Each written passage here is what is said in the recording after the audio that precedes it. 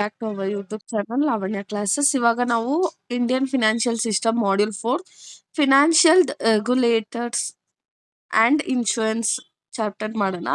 Already previous chapters upload ಆಗಿದೆ, ಹೋಗಿ play ಲಿಸ್ಟಲ್ಲಿ ಹೋಗಿ ನೋಡಿ. ಇವಾಗ ಒನ್ ಬೈ ಒನ್ ಡಿಸ್ಕಸ್ ಮಾಡೋಣ. ಫಸ್ಟ್ ನಾವು ಫಿನಾನ್ಷಿಯಲ್ ರೆಗ್ಯುಲೇಟರ್ಸ್ ಅಂದ್ರೆ ಏನು ಅಂತ ನೋಡೋಣ.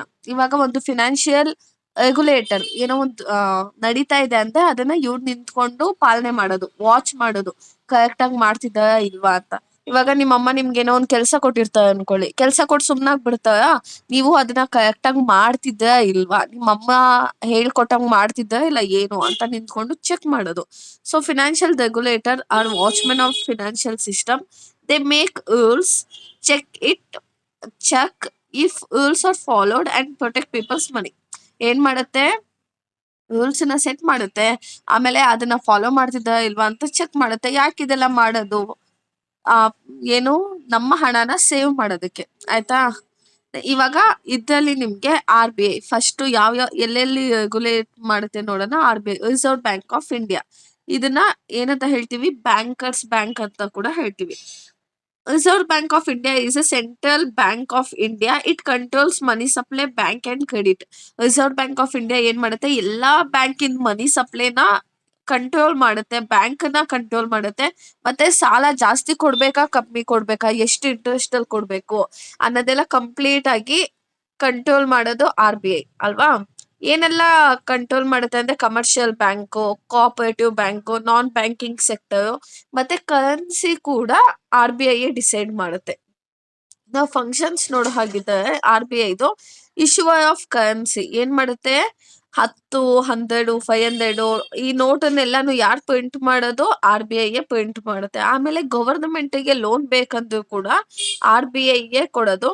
ಮತ್ತೆ ಬ್ಯಾಂಕರ್ಸ್ ಬ್ಯಾಂಕ್ ಅಂತಾನು ಹೇಳ್ತೀವಿ ನಾವು RBI ನ. ಯಾಕಂದ್ರೆ ಈಗ ಬ್ಯಾಂಕ್ ಏನೋ ಒಂದು ಎಮರ್ಜೆನ್ಸಿ ಇದೆ, ದುಡ್ಡು ಬೇಕು, ಈ ಕ್ಲೋಸ್ ಆಗೋ ಸಿಚುವೇಶನ್ ಬಂದಿದೆ ಅಂದಾಗೆಲ್ಲಾನು RBI ಪ್ರೊಟೆಕ್ಟ್ ಮಾಡೋದು. ಆಮೇಲೆ ಕ್ರೆಡಿಟ್ ನ ಕಂಟ್ರೋಲ್ ಮಾಡುತ್ತೆ, ಸಾಲ ಕೊಡೋದನ್ನ ಕಂಟ್ರೋಲ್ ಮಾಡುತ್ತೆ. ನಾನು ನಿಮ್ಗೆ ಹೇಳ್ದೆ ಅಲ್ವಾ, ಏನಂದ್ರೆ ಇವಾಗ ಬ್ಯಾಂಕ್ ಲೋನ್ ಬೇಕಂತ RBI ಕೊಡುತ್ತೆ. ಇನ್ ಕೇಸ್ ಬ್ಯಾಂಕ್ ಅಂತ ಜಾಸ್ತಿ ದುಡ್ಡಿದ್ರೆ RBI ಇಟ್ಕೊಂಡು ಅದಕ್ಕೆ ಇಂಟ್ರೆಸ್ಟ್ ಪೇ ಮಾಡುತ್ತೆ. ಆಮೇಲೆ ರೂಲ್ಸ್ ಮಾಡಿದೆ, ಏನಂದ್ರೆ ಇಷ್ಟು 5% ಅಷ್ಟು ನೀನ್ ಸಪರೇಟ್ ಆಗಿ ಎತ್ತಿಟ್ಬಿಡ್ಬೇಕು ದುಡ್ಡು. ಆಮೇಲೆ ಸ್ಟ್ಯಾಟ್ಯುಟರಿ ಲಿಕ್ವಿಡಿಟಿ ರೇಷಿಯೋ ಅಂದ್ರೆ ನೀನು ಶೇರ್ಸ್ ಅಲ್ಲೋ ಗೋಲ್ಡ್ ಅಲ್ಲೋ ಎಲ್ಲದೂ ಒಂದ್ ಕಡೆ ಇನ್ವೆಸ್ಟ್ ಮಾಡ್ಬೇಕು ಮಿಕ್ಕಿದ ಅಮೌಂಟ್ ಅಲ್ಲಿ ಅಂತ ರೂಲ್ಸ್ ಮಾಡುತ್ತೆ. ಆಮೇಲೆ ಇದೇನು ಫಾರಿನ್ ಕರೆನ್ಸಿನೆಲ್ಲ ಕಂಪ್ಲೀಟ್ ಆಗಿ ಮ್ಯಾನೇಜ್ ಮಾಡೋದೇ RBI. ಅರ್ಥ ಆಯ್ತಲ್ವಾ? RBI ಒಂಥರ ಎಲ್ಲಾ ಬ್ಯಾಂಕ್ಗೂ ಹೆಡ್ ಮಾಸ್ಟರ್ ಇದ್ದಂಗೆ, ಆಯ್ತಾ. ಏನಾದ್ರು ತಪ್ಪಾಗ್ಲಿ, ಮೋಸ ಆಗ್ಲಿ, ಏನಾದ್ರು ಮಾಡಿದ್ರೆ ಅವ್ರಿಗೆ ಪನಿಷ್ ಮಾಡಿ ಕರೆಕ್ಟ್ ಮಾಡುತ್ತೆ. ಓಕೆನಾ? ಇವಾಗ RBI ಆಯ್ತು. ಸೆಬಿ ನೋಡೋಣ. SEBI, SEBI, security and exchange board of India. ಇದೇನ್ ಮಾಡುತ್ತೆ? Security and exchange board of India. ಇವಾಗ ಟ್ರೇಡಿಂಗ್ ಅಲ್ಲಿ ಏನಾದ್ರು ನೀವು ಸ್ಟಾಕ್ ಮಾರ್ಕೆಟ್ ಅಲ್ಲಿ ಪರ್ಚೇಸ್ ಮಾಡೋದು ಇದೆಲ್ಲ ಮಾಡ್ತೀರ ಅಲ್ವಾ, ಇನ್ ಕೇಸ್ ಅಲ್ಲಿ ಏನಾದ್ರು ತಪ್ಪಾದ್ರೆ ಫೈನ್ ಹಾಕ್ಬಿಟ್ಟು ಬ್ಯಾನ್ ಮಾಡ್ಬಿಡುತ್ತೆ ಕಂಪ್ಲೀಟ್ ಆಗಿ. ಈಗ ಟ್ರಾಫಿಕ್ ಪೊಲೀಸ್ ಹೆಂಗೆ ನೀವು ರೂಲ್ಸ್ ನ ಫಾಲೋ ಮಾಡಿಲ್ಲ ಅಂತ ಫೈನ್ ಹಾಕ್ತಾರೋ, ಅದೇ ತರ ಸೆಬಿ ಏನ್ ಮಾಡುತ್ತೆ, ಅವು ಏನಾದ್ರು ಪ್ರಾಪರ್ ಆಗಿ ಟ್ರೇಡಿಂಗ್ ಮಾಡಿಲ್ಲ ಅಂದ್ರೆ ಕೆಲವೊಂದ್ಸತಿ ಫೈನು ಹಾಕುತ್ತೆ, ಓವರ್ ಆದ್ರೆ ಬ್ಯಾನು ಮಾಡ್ಬಿಡುತ್ತೆ. ಇವಾಗ ನೋಡೋಣ ಏನು ಸೆಬಿ ಅಂದ್ರೆ. SEBI controls share market, stock exchange and investors protection. ಏನ್ ಮಾಡುತ್ತೆ? ಶೇರ್ ಮಾರ್ಕೆಟ್ ನೋಡ್ಕೊಳ್ಳುತ್ತೆ, ಸ್ಟಾಕ್ ಮಾರ್ಕೆಟ್, ಇನ್ವೆಸ್ಟರ್ ಪ್ರೊಟೆಕ್ಷನ್ ನ ನೋಡುತ್ತೆ. ಸೊ ಏನೇನ್ ಕೆಲಸ ಮಾಡುತ್ತೆ ಅಂದ್ರೆ ಪ್ರೊಟೆಕ್ಟ್ ಇನ್ವೆಸ್ಟರ್ಸ್. ಈಗ ಇನ್ವೆಸ್ಟರ್ಸ್ಗೆ ತುಂಬಾ ಮೋಸ ಆಗ್ತಿರುತ್ತೆ, ತುಂಬಾ ಕಂಪ್ನಿಗಳು ಸುಳ್ಳು ರೆಕಾರ್ಡ್ಸ್ ಎಲ್ಲ ಕೊಟ್ಟು ಮೋಸ ಮಾಡ್ತಿರ್ತಾರಲ್ವಾ, ಅದರಿಂದ ಸೇಫ್ ಮಾಡುತ್ತೆ. ಆಮೇಲೆ ಇದೇ ಒಂದು ರೂಲ್ಸ್ ನ ಮಾಡುತ್ತೆ, ಅದನ್ನ ಎಲ್ಲರೂ ಕೂಡ ಫಾಲೋ ಮಾಡ್ಲೇಬೇಕು. ಮತ್ತೆ ಈಗ ಟ್ರೇಡಿಂಗು ಕರೆಕ್ಟ್ ಆಗಿ ನಡೀತಾ ಇದೆಯಾ ಇಲ್ವಾ, ಈಗ ಶೇರ್ಸ್ ಪರ್ಚೇಸ್ ಮಾಡ್ತಿದ್ದಾರಲ್ವಾ, ಅದನ್ನ ಪ್ರಾಪರ್ ಆಗಿ ಸೇಲ್ ಮಾಡ್ತಿದ್ದಾರೆ ಇಲ್ಲ ಒಳಗೆ ಡೀಲಿಂಗ್ ಮಾಡ್ಕೋತಾ ಇದ್ದಾರೆ, ಇದಿಷ್ಟನ್ನು ಚೆಕ್ ಮಾಡುತ್ತೆ ಸೆಬಿ. ಆಯ್ತಾ. Next IRDAI, insurance regulatory and development authority of India. ಏನು ಇನ್ಶೂರೆನ್ಸ್, ನಾವೇನು ಇನ್ಶೂರೆನ್ಸ್ ತಗೊಳ್ತೀವಲ್ವಾ, ಅದನ್ನ ತಗೊಂಡಾಗ ಯಾವುದೇ ರೀತಿ ನಮಗೆ ಮೋಸ ಆಗ್ಬಾರ್ದು ಅನ್ನೋದನ್ನ ನೋಡುತ್ತೆ ಇನ್ಶೂರೆನ್ಸ್ ಕಂಪನಿದು. ಇದು ಯಾವ ಇನ್ಶೂರೆನ್ಸ್ ಬರುತ್ತೆ, ಈಗ LIC ಇರ್ಬೋದು, general insurance, private insurance, agent and brokers ಕೂಡ ಈ ಇನ್ಶೂರೆನ್ಸ್ ನೆಲ್ಲ ಮಾಡ್ಕೊಡ್ತಾರೆ. ಸೊ IRDAI ಏನ್ ಮಾಡುತ್ತೆ ಅಂದ್ರೆ ನಮ್ಗೆಲ್ಲ ಪಾಲಿಸಿ ಹೋಲ್ಡರ್ಸ್ ಅಲ್ವಾ ನಾವು, ನಮ್ಗೆ ಕ್ಲೈಮ್ ಆಗೋ ಟೈಮಲ್ಲಿ ಪ್ರಾಪರ್ ಆಗಿ ಕ್ಲೈಮ್ ಆಗ್ಬೇಕು. ಸೊ ಅದನ್ನ ಪ್ರೊಟೆಕ್ಟ್ ಮಾಡುತ್ತೆ. ಮತ್ತೆ ಇನ್ಶೂರೆನ್ಸ್ ಪಾಲಿಸಿಗಳನ್ನ ಅಪ್ರೂವಲ್ ಮಾಡೋದೇ IRDAI. ಅದೇ ಇನ್ಶೂರೆನ್ಸ್ ಪಾಲಿಸಿನ ಅಪ್ರೂವಲ್ ಮಾಡೋದು. ಇವಾಗ ಯಾವ್ದಾದ್ರು ಒಂದು ಹೊಸ ಹೆಲ್ತ್ ಇನ್ಶೂರೆನ್ಸ್ ತಗೊಬರ್ತೀವಿ ಅಂತ ಅನ್ಕೊಳ್ಳಿ. ಸೊ ಅದನ್ನ ಏನಾದ್ರು ಅಪ್ರೂವ್ ಮಾಡ್ಬೇಕು, ಸುಮ್ನೆ ತಗೋಬರಕ್ಕಾಗಲ್ಲ. ಅದನ್ನ ಅಪ್ರೂವಲ್ ಮಾಡ್ಕೋಬೇಕು. IRDAI, insurance regulatory and development authority of India. Next ಹೊಸ ರೂಲ್ಸ್ ನ ಫಿಕ್ಸ್ ಮಾಡುತ್ತೆ. ಈಗ ಏನಾದ್ರು ಇವಾಗ ಯಾವ್ದೋ ಒಂದು ಹೊಸದಾಗಿ ಏನೋ ಪಾಲಿಸಿ ತಗೊಬರ್ತಾರೆ ಅನ್ಕೊಳ್ಳಿ, ಅದನ್ನ ಫುಲ್ಲು ಹೈ ಪ್ರೀಮಿಯಂ ಕಾಸ್ಟ್ ಅಲ್ಲಿ ಇಟ್ಬಿಡ್ತಾರೆ. ಸೊ ಅದನ್ನ ನಾರ್ಮಲ್ ಜನ ತಗೊಳಕ್ ಆಗಲ್ಲ.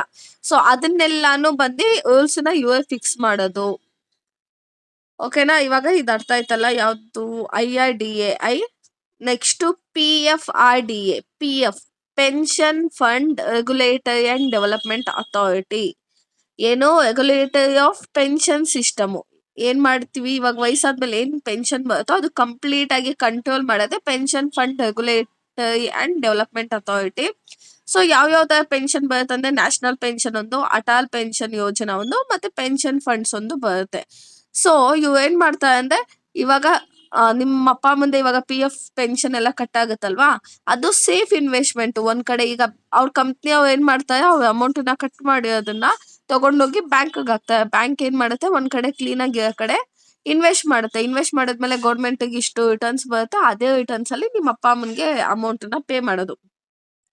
ಓಕೆನಾ, ನಾವು ಇವಾಗೆಲ್ಲ ನೀವು ನೋಡಿರ್ತೀರ ಅನ್ಸುತ್ತೆ, PF ಪೆನ್ಷನ್ ಎಲ್ಲ ನಾವು ಆನ್ಲೈನ್ ಅಲ್ಲೇ ನೋಡ್ಕೊಬಿಡ್ಬೋದು. ಎಷ್ಟಿದೆ, ಎಷ್ಟು ಅಮೌಂಟ್ ಇದೆ, ಆಮೇಲೆ ಎಷ್ಟು ವಿತ್ಡ್ರಾ ಮಾಡ್ಕೋಬೇಕು, ಎಷ್ಟು ಇಂಟ್ರೆಸ್ಟ್ ಪೇ ಮಾಡ್ತಾ ಇದ್ದಾರೆ, ಪ್ರತಿಯೊಂದು ನಾವು ಆನ್ಲೈನ್ ಅಲ್ಲೇ ನೋಡ್ಕೋಬಹುದು. Promote pension awareness. ಆಮೇಲೆ ಏನಂದ್ರೆ ಇವಾಗ ಮೋಸ ಮಾಡೋದು, ಇವಾಗ ದುಡ್ಡೆಲ್ಲ ಮೋಸ ಆಗ್ಬಿಡುತ್ತಲ್ವಾ. ಸೊ ಅದಕ್ಕೇನೆ ಮೋಸ ಆಗಲ್ಲ ಅಂತ ಹೇಳ್ಬಿಟ್ಟು ಇವ್ ಏನ್ ಮಾಡ್ತಾರೆ, ಪೆನ್ಷನ್ ಅವೇರ್ನೆಸ್ ನ ಕ್ರಿಯೇಟ್ ಮಾಡ್ತಾರೆ. ನೋಡಿ, ನೀವ್ ಇವಾಗ ಸೇವ್ ಮಾಡಿದ್ರೆ 60 years ಆದ್ಮೇಲೆ ನಿಮ್ಗೆ ಫ್ಯೂಚರ್ ಅಲ್ಲಿ ದುಡ್ಡು ಬರುತ್ತೆ ಅಂತ. ಇವಾಗ RBI ಏನ್ ಆಪರೇಟ್ ಮಾಡುತ್ತೆ, ಬ್ಯಾಂಕ್ ಮತ್ತೆ ದುಡ್ಡನ್ನ, ಅಂದ್ರೆ ಇಡೀ ಬ್ಯಾಂಕ್ನೆಲ್ಲ RBI ಕಂಟ್ರೋಲ್ ಮಾಡೋದು.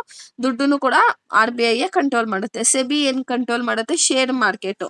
IRDAI ಏನ್ ಕಂಟ್ರೋಲ್ ಮಾಡುತ್ತೆ, ಇನ್ಶೂರೆನ್ಸ್ ಕಂಪ್ನಿನೆಲ್ಲ ಅದು ಕಂಟ್ರೋಲ್ ಮಾಡುತ್ತೆ. PFRDA ಏನ್ ಕಂಟ್ರೋಲ್ ಮಾಡುತ್ತೆ, ಪೆನ್ಷನ್ ಸ್ಕೀಮ್ ನ ಕಂಟ್ರೋಲ್ ಮಾಡುತ್ತೆ. ಇವಾಗ ನೆಕ್ಸ್ಟ್ ಕಾನ್ಸೆಪ್ಟ್ ನೋಡೋಣ, ಇನ್ಶೂರೆನ್ಸ್ ಸೆಕ್ಟರ್. ಇನ್ಶೂರೆನ್ಸ್ ಸೆಕ್ಟರ್ ಅಲ್ಲಿ ನಮ್ಗೆ life insurance, general insurance, ULIPS, micro insurance ಬರುತ್ತೆ. ಸೊ ಇವಾಗ ಇನ್ಶೂರೆನ್ಸ್ ಅಂದ್ರೆ ಏನು ಅಂತ ನೋಡೋಣ. Insurance is an agreement where person pays a small amount to an insurance company and the company protects against further loss or risk.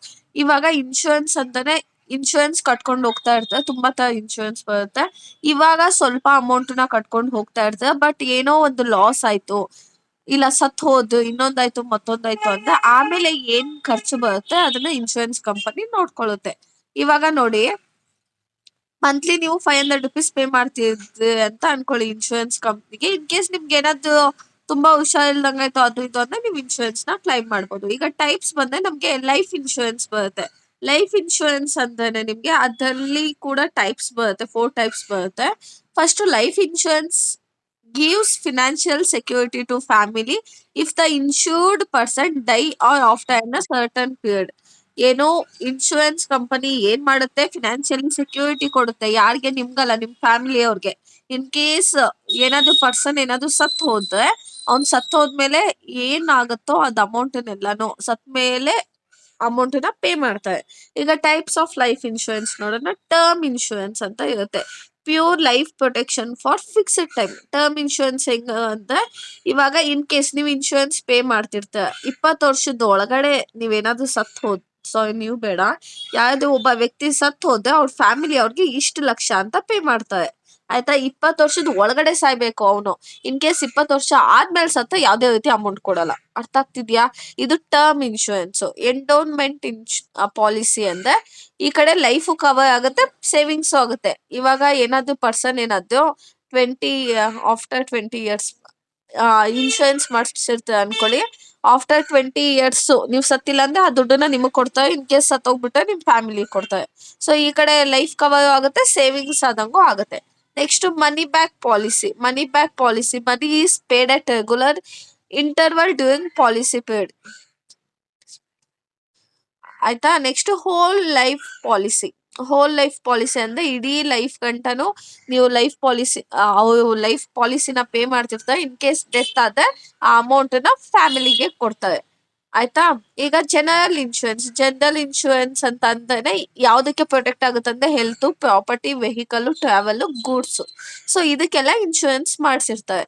Types ನೋಡಿದ್ರೆ first type health insurance ಅಂದ್ರೆ ಇವಾಗ ನೀವ್ ಇನ್ಶೂರೆನ್ಸ್ ಮಾಡಿ ಏನೋ ಒಂದು ಹೆಲ್ತ್ ಇಶ್ಯೂಸ್ ಆದಾಗ medicine plus hospital expenses ಎಲ್ಲ insurance company ಅವರೇ ಪೇ ಮಾಡ್ತಾರೆ.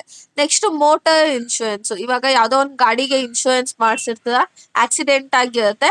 ಸೊ ಅವಾಗ ನೀವ್ ಇನ್ಶೂರೆನ್ಸ್ ನ ಕ್ಲೈಮ್ ಮಾಡ್ಬೋದು. ಫೈರ್ ಇನ್ಶೂರೆನ್ಸ್ ಅಂದ್ರೆ ಇದಕ್ಕಿದ್ದಂಗೆ ಬೆಂಕಿ ಬಿದ್ಬಿಡುತ್ತೆ ನಿಮ್ ಅಂಗಡಿಗೋ, ಏನೋ ಒಂದು ನೀವು ಗೂಡ್ಸ್ ಎಲ್ಲ ಇಟ್ಟಿರ್ತೀರ ಅನ್ಕೊಳ್ಳಿ, ಇದಕ್ಕಿದ್ದಂಗೆ ಫ್ಯಾಕ್ಟರಿ ಬೆಂಕಿ ಹತ್ಕೊಬಿಡುತ್ತೆ, ಇಲ್ಲ ಅಂಗಡಿಗೆ ಬೆಂಕಿ ಹತ್ಕೊಬಿಡುತ್ತೆ. ಅವಾಗ ನೀವೇನ್ ಮಾಡ್ಬೋದು, ಅಮೌಂಟ್ ನ ಕೆಲವೊಂದ್ ಕಂಪ್ನಿ ಎಲ್ಲ ಅದನ್ನೇ ಸ್ಟ್ರಾಟಜಿ ಯೂಸ್ ಮಾಡೋದು. ಈಗ 20 ವರ್ಷಕ್ಕೆ ಫೈರ್ ಇನ್ಶೂರೆನ್ಸ್ ಮಾಡ್ಸಿರ್ತಾರೆ ಅನ್ಕೊಳ್ಳಿ, ಅವ್ರಿಗೆ ದುಡ್ಡು ಬೇಕಾಗಿರುತ್ತೆ. ಸೊ ಅವ್ರ ಫ್ಯಾಕ್ಟರಿಗೆ ಬೆಂಕಿ ಹಾಕ್ಬಿಟ್ಟು ದುಡ್ಡನ್ನ ಇಸ್ಕೊತಾರೆ. Next marine insurance. ಈ ಇನ್ಶೂರೆನ್ಸ್ ಗೂಡ್ಸ್ ಸೀನಲ್ಲಿ ಇರುತ್ತಲ್ವಾ, ಇನ್ ಕೇಸ್ ಆಗೋದ್ರೆ ಅವಾಗ ಇನ್ಶೂರೆನ್ಸ್ ಮಾಡ್ಕೊಳ್ಳೋದು. ಇವಾಗ ಒಂದ್ ಕಡೆಯಿಂದ ಇನ್ನೊಂದ್ ಕಡೆಗೆ ಶಿಪ್ ಅಲ್ಲಿ ಹೋಗ್ತಿರುತ್ತೆ ಅನ್ಕೊಳ್ಳಿ ಗೂಡ್ಸ್, ಏನೋ ಒಂದ್ ಇದಾಗಿ ಮುಳುಗೋಗ್ಬಿಟ್ರೆ ಇನ್ಶೂರೆನ್ಸ್ ಕಂಪ್ನಿ ಅವರು ಅದೇನ್ ಲಾಸಸ್ ಆಗಿದೆಯೋ ಅದನ್ನ ಕಟ್ಕೊಡ್ತಾರೆ. Next travel insurance. ಏನಾದ್ರು ನೀವು ಟ್ರಾವೆಲಿಂಗ್ ಮಾಡೋ ಟೈಮ್ ಅಲ್ಲಿ ಲಗೇಜ್ ಏನಾದ್ರು ಕಳ್ದೋಯ್ತು, ಏನಾದ್ರು ಡಾಕ್ಯುಮೆಂಟ್ಸ್ ಮಿಸ್ ಆಯ್ತು ಅಂದ್ರೆ ಅದಕ್ಕೆ ಕಾಂಪನ್ಸೇಷನ್ ಇನ್ಶೂರೆನ್ಸ್ ಕಂಪನಿ ಪೇ ಮಾಡುತ್ತೆ. Next ULIP, unit linked insurance plan. ಅಂದ್ರೆ ಇನ್ಶೂರೆನ್ಸ್ ಪ್ಲಾನ್ ದುಡ್ಡಿನ ಜೊತೆಗೆ ನೀವು ಇನ್ವೆಸ್ಟ್ಮೆಂಟ್ ಕೂಡ ಮಾಡ್ತೀರ. ಅಂದ್ರೆ ಈಕ್ವಿಟೀಸ್ ಇರ್ಬೋದು. ಆ ಈಕ್ವಿಟೀಸ್ ಅಂದ್ರೆ ಇನ್ವೆಸ್ಟ್ಮೆಂಟ್ ಮೇನ್ಲಿ ಇನ್ ಶೇರ್ಸ್, ಅಂದ್ರೆ ಶೇರ್ಸ್ ಮಾತ್ರ ನೀವು ಇನ್ವೆಸ್ಟ್ ಮಾಡ್ತೀರ. ಇನ್ ಕೇಸ್ ನಿಮ್ಗೆ ಏನಾದ್ರು ಲಾಸ್ ಆದ್ರೆ ಇನ್ಶೂರೆನ್ಸ್ ಕಂಪನಿ ಕಟ್ಕೊಡುತ್ತೆ. Next micro insurance provides low cost insurance to poor or low income people. ಅಂದ್ರೆ ಇವಾಗ ಕೆಲವೊಬ್ಬರಿಗೆಲ್ಲ ಜಾಸ್ತಿ ಪೇ ಮಾಡಕ್ ಆಗಲ್ಲ, ಸೊ ಆ ಬೇಸಿಸ್ ಮೇಲೆ ಮೈಕ್ರೋ ಇನ್ಶೂರೆನ್ಸ್ ನ ಎಸ್ಟಾಬ್ಲಿಷ್ ಮಾಡ್ತಾರೆ. ಯಾವ ತರ ಅಂದ್ರೆ ನೀವು ನೋಡಿರ್ತೀರ ಅನ್ಸುತ್ತೆ, ಈಗ ಗೌರ್ಮೆಂಟ್ ಕಡೆಯಿಂದಾನು ತುಂಬಾ ಸ್ಕೀಮ್ಸ್ ಗಳಿರುತ್ತೆ. ನೀವು ಬರೀ ಇಷ್ಟೇ ಅಮೌಂಟ್ ಪೇ ಮಾಡತ್ತ, ಅಂದ್ರೆ ಎಷ್ಟು ಮಂತ್ಲಿ 500 ಇಲ್ಲ 250 ನಿಮ್ ಏಜ್ ಪ್ರಕಾರ ಪೇ ಮಾಡ್ಕೊಂಡು ಹೋಗೋದು. ಆಮೇಲೆ ನಿಮ್ಗೆ ಇಷ್ಟು ವರ್ಷ ಆದ್ಮೇಲೆ ಅದು ರಿಟರ್ನ್ ಬರುತ್ತೆ ಅನ್ನೋ ತರ. ಆಮೇಲೆ ಹೆಲ್ತ್ ಇನ್ಶೂರೆನ್ಸ್ ಕೂಡ ಬರುತ್ತೆ. ಕೆಲವೊಂದು ಈಗ ಬೇಸಿಕ್ ಮೆಡಿಸನ್ಸ್ ನ ಕವರ್ ಮಾಡುತ್ತೆ. ಕ್ರಾಪ್ ಇನ್ಶೂರೆನ್ಸ್ ಇರ್ಬೋದು, ಈಗ ಬೆಳೆ ಏನಾದ್ರು ಹಾಳಾಗೋದ್ರೆ ಅದಕ್ಕೂ ಇನ್ಶೂರೆನ್ಸ್ ಮಾಡಿರ್ತಾರೆ. ಆಮೇಲೆ ಏನಾದ್ರು ಯಾವ್ದೋ ಅನಿಮಲ್ಸ್ ಮೇಲೆ ಕೂಡ ಇನ್ಶೂರೆನ್ಸ್ ಮಾಡ್ಸಿರ್ತಾರೆ. ಅದೇನಾದ್ರು ಸತ್ತು ಹೋದ್ರೆ ಏನಾಗುತ್ತೆ, ಅಲ್ಲಿ ಫಾರ್ಮರ್ಸ್ಗೆ ದುಡ್ಡು ಸಿಗುತ್ತೆ. ಈಗ ಲೈಫ್ ಇನ್ಶೂರೆನ್ಸ್ ಅಂದ್ರೆ ಲೈಫ್ ನ ಮಾತ್ರ ಪ್ರೊಟೆಕ್ಟ್ ಮಾಡುತ್ತೆ. ಆಯ್ತಾ. ಇವಾಗ LIC ಪಾಲಿಸಿ ಎಲ್ಲ ಬರುತ್ತಲ್ಲ, ಅದು life insurance. Next general insurance ಅಂದ್ರೆ ಹೆಲ್ತ್, ಗಾಡಿ, ಮನೆ, ಅದು ಇದು ಎಲ್ಲಾನು ಸೇವ್ ಮಾಡುತ್ತೆ. ಓಕೆನಾ. ನೆಕ್ಸ್ಟ್ ULIP ಅಂದ್ರೆ ಇನ್ಶೂರೆನ್ಸ್ ಕೂಡ ಅದು, ಹಾಗೇನೆ ನಾವ್ ಅದ್ರಲ್ಲಿ ಇನ್ವೆಸ್ಟ್ಮೆಂಟ್ ಕೂಡ ಮಾಡ್ಬೋದು. ನೆಕ್ಸ್ಟ್ ಮೈಕ್ರೋ ಇನ್ಶೂರೆನ್ಸ್ ಅಂತ ಅಂದ್ರೆ ಈಗ ಕ್ರಾಪ್ ಇನ್ಶೂರೆನ್ಸ್ ಆಗಿರ್ಬೋದು, ಇಲ್ಲಾಂದ್ರೆ ಪ್ರಾಣಿಗಳ ಮೇಲೆ ಇನ್ಶೂರೆನ್ಸ್ ಮಾಡ್ಸೋದಿರ್ಬೋದು, ಇಲ್ಲಾಂದ್ರೆ ನೀವು ನಿಮ್ ಇನ್ಶೂರೆನ್ಸ್ ತುಂಬಾ ಕಮ್ಮಿ ರೇಟ್ ಅಲ್ಲಿ ಮಾಡ್ಸೋದು. ಇವಾಗ deposit insurance and credit guarantee ಅಂದ್ರೆ ಏನು ಅಂತ ನೋಡೋಣ. ಡೆಪಾಸಿಟ್ ಇನ್ಶೂರೆನ್ಸ್, ನೀವೇನ್ ಡೆಪಾಸಿಟ್ ಮಾಡಿರ್ತೀರಲ್ಲ ಆ ಅಮೌಂಟ್ಗೆ ಇನ್ಶೂರೆನ್ಸ್ ಕೊಡುತ್ತೆ. ಯಾರೋ ಇವಾಗ ಹೇಳ್ತೀನಿ ನೋಡಿ. ಇವಾಗ ಫಾರ್ ಎಕ್ಸಾಂಪಲ್ ನೀವು ಹೋಗ್ಬಿಟ್ಟು ಒಂದ್ ಬ್ಯಾಂಕ್ ಅಲ್ಲಿ ಈಗ ನಾನು ಹೇಳ್ದೆ ನಿಮ್ಗೆ PMC ಬ್ಯಾಂಕ್ ಕ್ಲೋಸ್ ಆಯ್ತು, ಪಂಜಾಬ್ ಮಹಾರಾಷ್ಟ್ರ ಬ್ಯಾಂಕ್ ಕ್ಲೋಸ್ ಆಯ್ತು ಅಂತ. ಸೊ ಆ ಬ್ಯಾಂಕ್ ಫುಲ್ ಲಾಸ್ ಆಯ್ತು, ಕ್ಲೋಸ್ ಆಯ್ತು. ಅದು ನಾವು ಡೆಪಾಸಿಟ್ ಮಾಡಿದ ಅಮೌಂಟ್ ಎಲ್ಲ ನಮ್ಗೆ ಸೇರ್ತು. ಹೇಗೆ ಸೇರ್ತು ಅಂದ್ರೆ ಬ್ಯಾಂಕು ಇನ್ಶೂರೆನ್ಸ್ ಮಾಡ್ಸಿರುತ್ತೆ. ಇನ್ ಕೇಸ್ ನಮ್ ಬ್ಯಾಂಕ್ ಏನಾದ್ರು ಲಾಸ್ ಆಗಿ ಕ್ಲೋಸ್ ಆಗೋಗ್ಬಿಟ್ರೆ ನೀವು ಇನ್ಶೂರೆನ್ಸ್ ನ ಪೇ ಮಾಡಿ ಅಂತ ಹೇಳಿ. ಇವಾಗ ಫಸ್ಟ್ ನಾವು ಡೆಪಾಸಿಟ್ ಇನ್ಶೂರೆನ್ಸ್ ಅಂದ್ರೆ ಏನು ಅಂತ ನೋಡೋಣ. If A bank fails, depositor will not lose their entire money. ಇವಾಗ ಏನೋ ಇನ್ ಕೇಸ್ ಬ್ಯಾಂಕ್ ಮುಚ್ಕೊಂಡ್ ಹೋದ್ರು ನಮ್ಗೆ ಯಾವ್ದೇ ರೀತಿ ಲಾಸ್ ಆಗಲ್ಲ. ಯಾಕೆ ಅಂದ್ರೆ A fixed amount is guaranteed by the government through DICGE ಅಂದ್ರೆ deposit insurance and credit guarantee ಅಂತ. ಆಯ್ತಾ. ಅಂದ್ರೆ ಏನಂದ್ರೆ ಇವಾಗ ಬ್ಯಾಂಕ್ ಅವ್ರು ಕೊಟ್ಟಿಲ್ಲ ಅಂದ್ರು ನಮ್ಗೆ ಗವರ್ಮೆಂಟ್ ಕಡೆಯಿಂದ ನಮ್ಗೆ ಇಷ್ಟ ಅಮೌಂಟ್ ಅಂತ ಪಕ್ಕ ಬಂದೇ ಬರುತ್ತೆ. ಏನಂದ್ರೆ ಬ್ಯಾಂಕು ಇನ್ಶೂರೆನ್ಸ್ ಮಾಡ್ಸಿರುತ್ತೆ. ಇನ್ ಕೇಸ್ ಏನಾದ್ರು ನಾಳೆ ದಿನ ಲಾಸ್ ಆದ್ರೆ ಎಲ್ಲಾ ಕಸ್ಟಮರ್ಸ್ಗೂ ಅಮೌಂಟ್ ನೀವು ಕೊಡಿ ಅಂತ ಹೇಳಿ. ಓಕೆನಾ? ಯಾವ ತರ ಯಾರ್ಗೆ ಅಮೌಂಟ್ ರಿಟರ್ನ್ ಆಗುತ್ತೆ ಅಂದ್ರೆ, ಇವಾಗ ಸೇವಿಂಗ್ ಅಕೌಂಟ್ ಓಪನ್ ಮಾಡಿರ್ತೀರ, ಫಿಕ್ಸ್ಡ್ ರೆಕರಿಂಗು ಕರೆಂಟ್ ಅಕೌಂಟ್ ನ ನೀವು ಓಪನ್ ಮಾಡ್ಸಿರ್ತೀರ, ಅದ್ರಲ್ಲಿ ದುಡ್ಡು ಇಟ್ಟಿರ್ತೀರ. ಸೊ ಆ ಅಮೌಂಟ್ ಗಳು ಬರುತ್ತೆ. ಇನ್ ಕೇಸ್ ನೀವೇನಾದ್ರು ಅದೇ ಬ್ಯಾಂಕ್ ಅಲ್ಲಿ ಮ್ಯೂಚುವಲ್ ಫಂಡ್ಸ್ ಮಾಡಿದ್ರೆ, ಏನಾದ್ರು ಶೇರ್ಸ್ ನ ಪರ್ಚೇಸ್ ಮಾಡೋದು, ಗೋಲ್ಡ್ ನ ಪರ್ಚೇಸ್ ಮಾಡೋದು, ಇದೆಲ್ಲ ಮಾಡಿದ್ರೆ ಆ ಅಮೌಂಟ್ ನ ಕೊಡಲ್ಲ ಗೌರ್ಮೆಂಟ್. ನೀವ್ ಏನ್ ಅಮೌಂಟ್ ನ ಡೆಪಾಸಿಟ್ ಮಾಡಿದ್ದಲ್ಲ ಅದೆಲ್ಲೂ ಲಿಮಿಟ್ಸ್ ಇರುತ್ತೆ, ಇಷ್ಟ ಲಿಮಿಟ್ ಅಂತ. ಇವಾಗ ಎಷ್ಟು ಅಂತ ಈಗ ನೆಕ್ಸ್ಟ್ ಹೇಳ್ತೀನಿ ನಿಮ್ಗೆ. ಎಷ್ಟು ಅಮೌಂಟ್ ಅಂದ್ರೆ 5 ಲಕ್ಷದ ಗಂಟ ಮಾತ್ರ ಗೌರ್ಮೆಂಟ್ ಕಟ್ಕೊಡುತ್ತೆ. ಇವಾಗ ನೀವು 3 ಲಕ್ಷ ಡೆಪಾಸಿಟ್ ಮಾಡಿದ್ರಿ ಅನ್ಕೊಳ್ಳಿ, 3 ಲಕ್ಷನೂ ಬಂದ್ಬಿಡುತ್ತೆ. 4 ಲಕ್ಷ 5 ಲಕ್ಷ ಗಂಟನೂ ಬಂದ್ಬಿಡುತ್ತೆ. ಇನ್ ಕೇಸ್ ನೀವು ಬ್ಯಾಂಕ್ ಅಲ್ಲಿ 6 lakh ಡೆಪಾಸಿಟ್ ಮಾಡಿದ್ರೆ ನಿಮ್ಗೆ ಬರೀ 5 ಲಕ್ಷ ಬರುತ್ತೆ, ಇನ್ನ 1 ಲಕ್ಷ ಬರೋದಿಲ್ಲ. ಅಂದ್ರೆ ಲಿಮಿಟ್ 5 lakh ಗಂಟ ಮಾತ್ರ ಮಾಡಿರೋದು. 5 lakh ಒಂದು ಕಸ್ಟಮರ್ಗೆ 5 lakh rupees ಗಂಟನು ಇನ್ಶೂರೆನ್ಸ್ ಇರುತ್ತೆ. ಆಯ್ತಾ? ಅರ್ಥ ಆಗ್ತಿದೆ ಅಲ್ವಾ? ಇವಾಗ ನೀವು ಸೇವಿಂಗ್ ಅಕೌಂಟ್ ಅಲ್ಲಿ 3 ಲಕ್ಷ ಇಟ್ಟಿರ್ತೀರ, ಫಿಕ್ಸ್ಡ್ ಡೆಪಾಸಿಟ್ ಅಲ್ಲಿ 2 lakh ಇಟ್ಟಿರ್ತೀರ. ಆಯ್ತಾ? ಸೊ 5 lakh ಆಯ್ತು. 5 lakh ಕಂಪ್ಲೀಟ್ ಆಗಿ ನಿಮ್ಗೆ ಬಂದ್ಬಿಡುತ್ತೆ. ಇನ್ ಕೇಸ್ ನೀವೇನಾದ್ರು ಸೇವಿಂಗ್ ಅಲ್ಲಿ 5 lakh, ಫಿಕ್ಸ್ಡ್ ಡೆಪಾಸಿಟ್ ಅಲ್ಲಿ 5 lakh rupees ಇಟ್ಟೆ, ಅವಾಗ 10 lakh rupees ಬರಲ್ಲ ನಿಮ್ಗೆ, ಬರೀ 5 lakh rupees ಬರುತ್ತೆ. ಅರ್ಥ ಆಗ್ತಿದೆ ಅಲ್ವಾ? ಬ್ಯಾಂಕ್ ಏನಾದ್ರು ಮುಚ್ಕೊಂಡು ಹೋದ್ರೆ ಗೌರ್ಮೆಂಟ್ ಕಡೆಯಿಂದ 5 lakh rupees ಗಂಟನು ಇನ್ಶೂರೆನ್ಸ್ ಇರುತ್ತೆ, ಗೌರ್ಮೆಂಟ್ ಅವ್ರು ಕಟ್ಕೊಡ್ತಾರೆ. ಇನ್ ಕೇಸ್ ನಿಮ್ದು 5 lakh rupees ಗಿಂತ ಜಾಸ್ತಿ ಇದ್ರೆ ಗೋವಿಂದ ಅಷ್ಟೇನೆ. ಇದಾಯ್ತಲ್ಲ. ಆಮೇಲೆ ಇವಾಗ ಕ್ರೆಡಿಟ್ ಗ್ಯಾರಂಟಿ. ಇವಾಗ ನಿಮ್ಗೆ ಇದು ಅರ್ಥ ಆಯ್ತಲ್ಲ, ಡೆಪಾಸಿಟ್ ಇನ್ಶೂರೆನ್ಸ್ ಅಂತ ಏನಾಯ್ತಲ್ವಾ, ನೀವು ಡೆಪಾಸಿಟ್ ಮಾಡಿದ ಅಮೌಂಟ್ ಮೇಲೆ 5 lakh rupees ಗಂಟ ಇನ್ಶೂರೆನ್ಸ್ ಇರುತ್ತೆ, ನಿಮ್ಗೆ ಯಾವ್ದೇ ರೀತಿ ಮೋಸ ಆಗಲ್ಲ. ಅದೇನೆ ಕ್ರೆಡಿಟ್ ಗ್ಯಾರಂಟಿ ಅಂದ್ರೆ, if a borrower fail to repay a loan, the guarantor pay the bank fully. ಇವಾಗ ನಾನ್ ಬ್ಯಾಂಕ್ ಇಂದ ಲೋನ್ ತಗೊಂಡು ಊರ್ ಬಿಟ್ಟು ಹೋಗ್ಬಿಡ್ತೀನಿ ಅಂತ ಅನ್ಕೊಳ್ಳಿ. ಸೊ ಅವಾಗ ಏನ್ ಮಾಡುತ್ತೆ, ಬ್ಯಾಂಕ್ 10 ಲಕ್ಷ ಲಾಸ್ ಆಗುತ್ತಲ್ವಾ, ಅದನ್ನ ಗೌರ್ಮೆಂಟ್ ಕಟ್ಕೊಡುತ್ತೆ. ಅರ್ಥ ಆಗ್ತಿದೆ ಅಲ್ವಾ? ಯಾಕೆ ಇನ್ ಕೇಸು ಇವಾಗ ನಂತರ ಒಂದ್ 50 ಜನ ತಗೊಂಡ್ ಓಡೋಗ್ಬಿಟ್ರೆ ಬ್ಯಾಂಕ್ ಎಲ್ಲ ಕ್ಲೋಸ್ ಮಾಡ್ಕೊಂಡು ಹೋಗ್ಬಿಡ್ಬೇಕಲ್ವಾ? ಸೊ ಅದಕ್ಕೆ ಏನ್ ಮಾಡ್ತಾರೆ, ಇವಾಗ ನಿಯತ್ತಾಗಿ ಕಟ್ಕೊಂಡು ಹೋಗೋ ಬಿಸ್ನೆಸ್ ಮಾಡೋರ್ಗೆ ಮೋಸ ಆಗ್ಬಾರ್ದು ಅಂತ ಹೇಳಿ, ಇನ್ ಕೇಸ್ ನೀವೇ ಲೋನ್ ತಗೊಂಡು ಇನ್ ಕೇಸ್ ಕಟ್ಟಿಲ್ಲ ಅಂದ್ರೆ ಗೌರ್ಮೆಂಟ್ ಕಡೆಯಿಂದ ಕಟ್ಕೊಡ್ತಾರೆ. ಆಯ್ತಾ? ಇವಾಗ ಅರ್ಥ ಆಯ್ತಲ್ಲ ಕ್ರೆಡಿಟ್ ಗ್ಯಾರಂಟಿ ಅಂದ್ರೆ ಏನು, ಡೆಪಾಸಿಟ್ ಇನ್ಶೂರೆನ್ಸ್ ಅಂದ್ರೆ ಏನು ಅಂತ.